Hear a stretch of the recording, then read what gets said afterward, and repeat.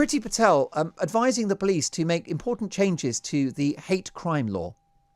Exactly. So the Home Secretary, Priti Patel, who I think has to be the most in touch Home Secretary that this country has seen in many years, she's ordered the police to stop recording so-called hate incidents that aren't crimes. Now, Mark, if you ask me, this is thought surveillance, right? This is quite the opposite of what the public want to actually see. The public, I think, want to see coppers on our streets, not looking into thought crimes or indeed our tweets. And in the Times write-up of the story, they display very prominently a picture of me. And I thought, well, that's going to be great for me love life, isn't it, Mark? But jokes aside... Can I say it's a very dashing... You cut a very dashing figure in a suit, Darren. Well, thank you very much. Cheers. I should wear one more often, shouldn't I?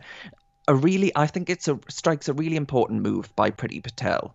And I'm not just saying that because I want my non-crime hate incident scrubbed from my name. But the police investigated my show, this is why it came about, last year after a report had been made here in Durham, actually, where they then investigated the incident down in London when I lived there, which were comments a guest had made on my show. And the police said, no further action to see here, nothing to see here. But still, Mark, even then, a non-crime hate incident remains recorded against my name simply for being the interviewer.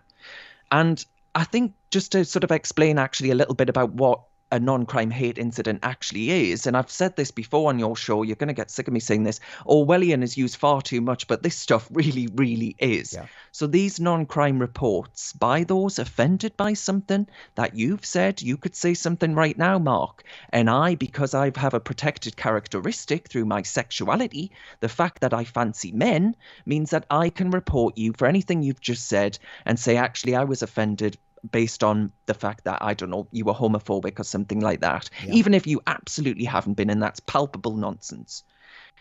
And then that shows up against your name in advanced DBS checks, and that means that you'd be precluded from employment, like being a teacher, for example.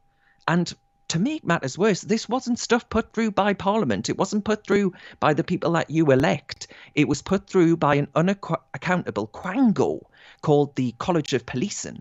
And it all makes it incredibly easy for people to make vexatious claims about those whose speech they're either offended by or just simply disagree with.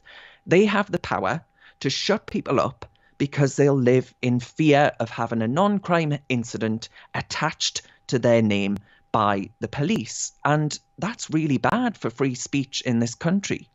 If this happens, is there any hope that the police will also spend less time using, their valuable resources investigating these so-called hate crimes? Well, I think that's another avenue that I would like to see explored, because I do think it's an absolutely outrageous abuse of both taxpayer cash and police resources. How many times, Mark, have you heard on this show that the police are overstretched and they need more money because of Conservative Party cuts?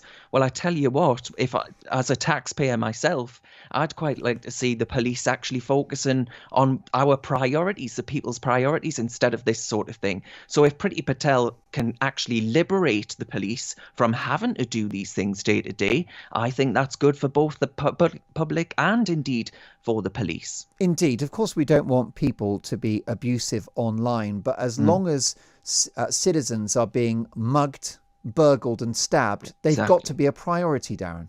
Yeah. Totally right. Totally right. Yeah. And that's the problem, isn't it? It's refocusing priorities.